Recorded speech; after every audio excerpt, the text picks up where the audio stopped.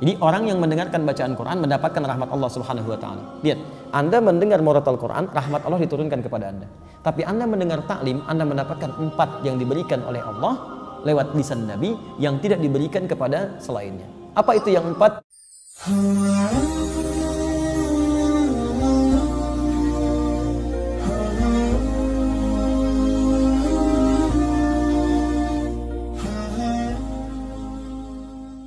Mana yang lebih utama, mendengar murotal atau kajian?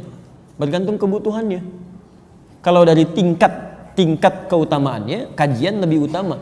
Karena kajian itu memberikan pemahaman ilmu. Sedangkan ilmu hukumnya lebih tinggi. Lebih tinggi dibandingkan dengan ibadah-ibadah sunnah. Bahkan sholat, kalau ada sholat sunnah dengan ada thalabul ilmi, itu thalabul ilmi lebih tinggi nilainya dibandingkan sholat sunnah. Lebih tinggi. Nah, mendengarkan murotal, kalau sekedar Anda mendengarkan dengan memahami isinya, itu lebih penting memahami isinya. Saya beri contoh begini misalnya. Kalau ibu mendengar murotal ada pahalanya enggak? Halo? Kalau tidak tahu katakan Allah alam gitu. Baik. Kalau baca murotal ada pahalanya. Baca murotal ada. Setiap hurufnya berapa? 10 kebaikan. Lihat, baca ada pahala ketika baca 10 kebaikan. Kalau Anda cuma mendengar saja dapat pahala dari situ, pahala mendengarkannya. Ya. Ada 2 ayat di sini yang paling menarik. Satu Quran surah ke-8 ayat kedua. Wa idza tuliyat 'alaihim ayatuhu zadatuhum imana. Ada orang kalau dia mendengar bacaan-bacaan Quran bertambah keimanannya. Jadi ada orang-orang tertentu yang ketika mendengar murotal Quran ada getaran pada imannya, nah itu melahirkan pahala lebih dibanding dia. Ya, pahala lebih. Ada yang kedua, wa idza quri'al Qur'anu fastami'u lahu wa ansitu la'allakum turhamun. Jika dibacakan Quran kepada Anda, maka simak dan dengarkan agar kalian mendapatkan rahmat. Jadi orang yang mendengarkan bacaan Quran mendapatkan rahmat Allah Subhanahu wa taala. Lihat, Anda mendengar murotal Quran, rahmat Allah diturunkan kepada Anda. Tapi Anda mendengar taklim, Anda mendapatkan 4 yang diberikan oleh Allah lewat lisan Nabi yang tidak diberikan kepada selainnya. Apa itu yang 4? Di hadis Muslim nomor hadis 2010. Majtama'a qaumun fi baitin min buyutillah. Enggak pernah orang kumpul di satu tempat di rumah Allah. Yatsluna kitaballah. Dia kemudian bertilawah Al-Qur'an wa yatadarasunahu fi ma bainahum. Kemudian mereka membahas itu, berdiskusi, taklim dalam konteks kita. Illa, kecuali diberikan 4 hal. Ghasyiyatuhum rahmah. Allah akan menaungkan rahmatnya bagi orang itu. Anda mendengar bacaan murotal Quran, rahmat Allah diturunkan. Anda ikut kajian, ikut taklim, rahmat Allah dinaungkan pada Anda. Lihat sini. Apa bedanya naungan dengan turun? Perhatikan, ini satu tempat. Rahmat Allah turun. Kalau turun itu kan bisa di sini, bisa di sini, bisa di sini kan?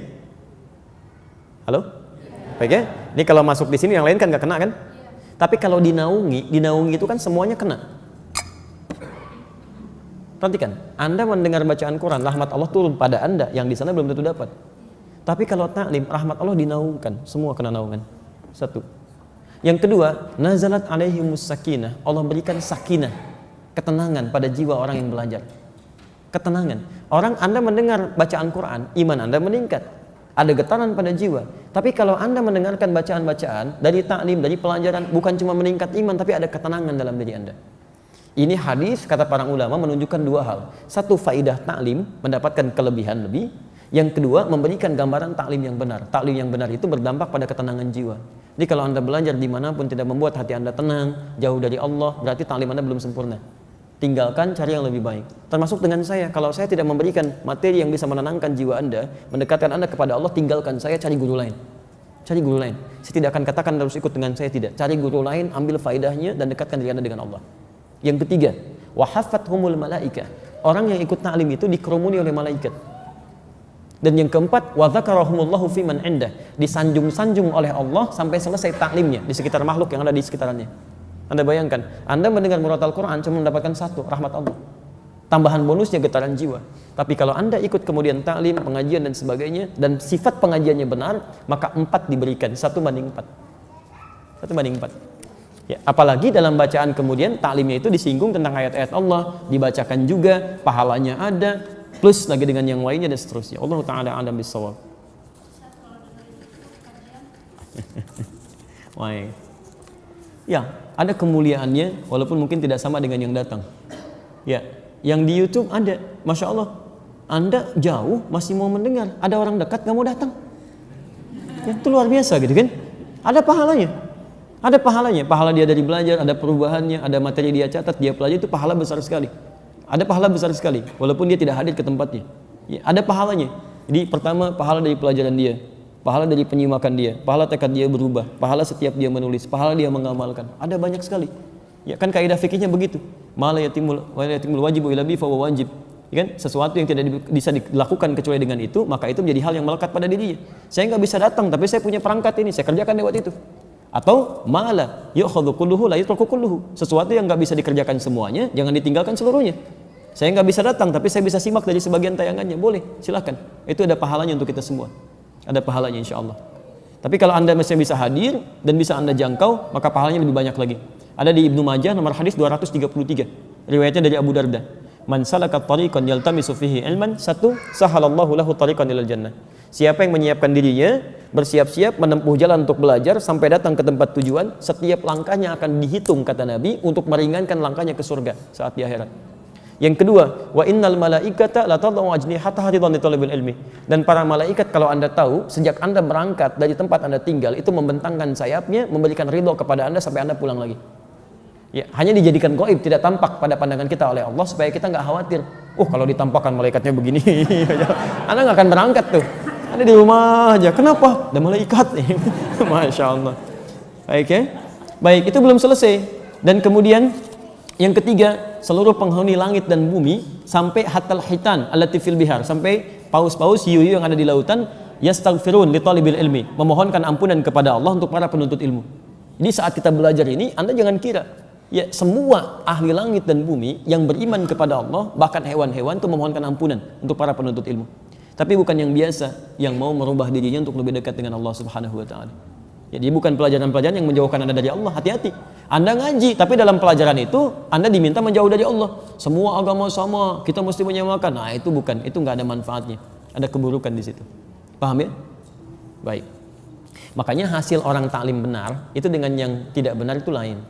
Kalau orang taklimnya benar walaupun banyak macet, nggak ada begitu pulang halangin ambulan misalnya, itu nggak ada. Ya, pasti baiklah, semuanya baik. Jadi saya tidak ingin ada orang-orang yang belajar kemudian, apalagi belajar dengan kita sama-sama nyakiti orang lain. Tidak boleh ada. Tidak boleh ya. Jadi walaupun Anda parkir nanti berikan kesempatan supaya berangkat dengan baik dan sebagainya. Ada yang mencela, balas dengan kebaikan. Ya, jangan diolok-olok. Yang salah itu perbuatannya, bukan orangnya. Ya, Anda tahu Firaun? Tahu, kita dengar di Quran disebutkan namanya Firaun, zalimnya luar biasa. Tapi pernahkah Allah menyebutkan nama aslinya? Tidak. Inisialnya aja. Firaun kan dari Faraoh, Raja Mesir. Gak pernah disebutkan namanya. Karena yang salah bukan namanya, yang salah perilakunya. Antum lihat Firaun jahatnya luar biasa. Begitu dikoreksi, kesalahannya dikoreksi. Namanya gak disebutkan, nama aslinya. Ada orang tidak sejahat Firaun, tapi antum celah namanya luar biasa. Digunjingkan, dibully habis-habisan. Antum tuh mau bully orang atau mau memperbaiki kesalahan orang? Itu harus dilihat lagi gitu kan. Coba cek kembali. Nanti begitu sudah selesai minta maaf, materai 6.000 dan sebagainya. Kan gak jelas seperti itu. Untuk apa gitu kan? Untuk apa? Apakah boleh membaca Al-Quran tafsir tanpa wudhu? Taib. Dalam konteks ini, Imam An-Nawawi dalam kitab At-Tibyan fi Adab Hamalatil Quran, kalau punya kitabnya yang asli warna kuning, terbitan Darun Nafais, halaman 34. Ya, ada di posisi paling kiri di pertengahan paragraf kedua, baris pertama. Ittafaqal ulama, semua ulama sepakat. Ingat, semua ulama sepakat. Lihat. Dalam konteks orang yang tidak punya wudhu, itu masih dibolehkan untuk menyentuh. Ya, menyentuh misalnya mushaf atau ingin membaca, walaupun itu bukan yang utama. Walaupun bukan yang utama. Di utamanya Anda punya wudhu. Jelas ya? Tapi kalau haid itu beda. Ya, ala annal haid, bahwa orang perempuan yang tengah haid itu kalau untuk nyentuh boleh, mushaf boleh, tapi untuk baca itu yang tidak diperkenankan. Jelas ya? Walaupun di sini ada perbedaan pendapat ulama, tapi yang paling rajih dari jumhur ulama, yang paling rajih untuk perempuan yang haid, untuk baca Quran itu tidak diperkenankan. Karena kalamullah itu suci, keadaan dirinya belum suci. Tapi kalau dia mau mendengarkan tafsir itu boleh. Baca tafsirnya, ya, baca tajwidnya boleh. Kalau baca Qurannya tidak. Dia menunggu sampai sucinya. Makanya saya sarankan pada perempuan-perempuan, ibu yang dalam keadaan belum suci, ibu misalnya, maaf, bisa atur waktu. Saat suci, ibu baca Qurannya. Saat dalam keadaan sedang haid, ibu baca tafsirnya. Tafsirnya, tajwidnya, dan sebagainya, fikihnya, itu Masya Allah. Dan berita baiknya, ketika ibu beramal dalam keadaan sucinya, kemudian saat sedang tidak suci amal itu nggak dikerjakan, itu otomatis pahalanya tetap mengalir, Bu. Anda baca Quran satu hurufnya berapa? 10. At-Tirmidzi nomor hadis 2910. Man qara'a harfan min kitabillah falahu asyru hasanat. Siapa yang baca satu huruf dari Al-Qur'an kitabullah dapat 10 kebaikan. Ibu baca saat suci. Begitu saat haid ibu nggak baca, ibu baca tafsirnya. Itu pahala kebiasaan ibu baca Al-Qur'an dituliskan seketika, sempurna pahalanya. Dituliskan. Setiap yang biasa dalam keadaan sucinya. Itu hadisnya sahih. Ya, hadisnya sahih. Baik, ibu ambil contoh. Para ulama di sini berhukum ketat, Bu ya. Kalau ibu contohkan tidak jangan mengambil dari ayat-ayat Qur'annya. Atau ada yang kedua memberikan solusi, tidak diniatkan untuk membacakannya, tapi diniatkan untuk mengajarkannya. Bukan dalam konteks membaca. Ada yang ngambil jalan tengah itu. Baik ya. Allah Ta'ala adam bisawab. Sebentar ya, saya bacakan di sini supaya teratur bacanya. Ya, nanti ibu angkat, sana angkat, sana angkat, sana angkat. Saya pulang. Bismillah. Bagaimana kalau di sini tanpa jilbab ya? Teruskan tanpa jilbab. Tidak ada aturan yang mengatur itu, tapi kalau dalam adab itu yang sempurna dibacakan dalam keadaan yang baik. Ya, yang perempuan berwudu dulu dan kenakan jilbab yang baik, menghadap ke arah kiblat. Itu adabnya ada. Kitab Imam An-Nawawi itu bagus sekali mengaturnya. Sehingga ketika kata para ulama itu begini, rasakan ketika membaca Quran seperti benar-benar Anda membaca kalam Allah, firman Allah. Rasakan Allah melihat kita. Apakah Bapak Ibu nggak senang dilihat Allah dalam keadaan yang terbaik? Yang terbaik. Dilihat manusia dandan gitu kan? Kenapa dilihat Allah dalam keadaan yang biasa-biasa saja? Paham ya? Jadi kalaupun ada kebolehannya, tapi yang utama dalam penampilan terbaiknya. Itu poinnya. Apakah boleh sholat tahajud setengah jam sebelum subuh? Boleh. Boleh. Setengah jam sebelum subuh boleh. Yang tidak boleh itu setengah jam setelah sholat subuh. Nah itu tidak boleh. Oke. Baik, cukup dulu ya. Kami harus segera kembali karena saya nanti akan live dalam sesi Al-Quran Sunnah Solution. Yang belum terjawab di sini ada 1 atau 2. Insya Allah nanti dijawab dalam sesi Quran Sunnah Solution ba'da maghrib. Tersambung live lewat Akhir TV dari Masjid Al-Ihsan PT MPJS di Bekasi. Dan nanti juga ada sambungan interaktif. Kalau Bapak Ibu akan ada pertanyaan lagi, silahkan nanti disampaikan. Kalau ingin cepat langsung di SMS kan ya ke line dimaksud, nanti akan dibacakan dan dijawab seketika insya Allah. Baik, izin menyampaikan informasi bahwa kita akan lanjutkan kembali di pertemuan berikutnya materi topik biasa kita, yaitu tentang tazkiyatun nafas. Dan saya insya Allah akan siapkan silabus, jadi nanti untuk bulan depan sudah ada rincian materinya. Ini yang dipelajari, outputnya ini. Dan nanti saya siapkan juga mudah-mudahan bisa menuliskan resumenya untuk bisa dibagikan insya Allah. Baik, demikian Bapak Ibu sekalian. Kalau ada benar itu dari Allah dan Rasulnya. Kalau salah itu mutlak dari saya pribadi, mohon dimaafkan. Satu lagi, bagi yang ingin mendalami materi tadi, belum tersambung, nanti saya hari Sabtu akan menyampaikan ulang dengan yang lebih detail dan ada PowerPoint-nya. Itu nanti bisa di-download. Tapi mohon izin mungkin agak jauh, saya sampaikan dari Malaysia yang tersambung lewat Akhir TV nanti insyaallah. Baik ya. Subhanakallahumma wa bihamdika asyhadu an la ilaha illa anta astaghfiruka wa atubu ilaik. Wa akhiru da'wana alhamdulillahi rabbil alamin. Wa afu minkum. Assalamualaikum warahmatullahi wabarakatuh.